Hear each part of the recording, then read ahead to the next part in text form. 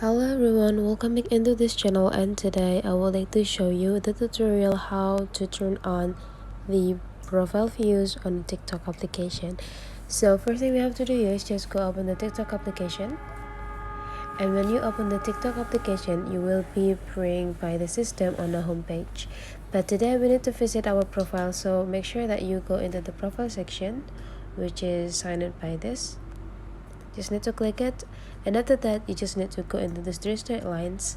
When you already access it, there will be several options pop up on your screen.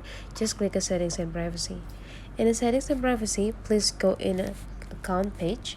In this account page you just need to click a privacy.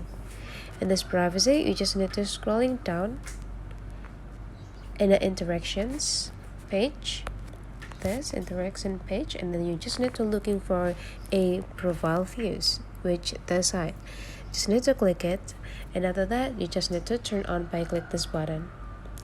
So profile view story is see who viewed your profile in past 30 days and allow others to see that you viewed theirs.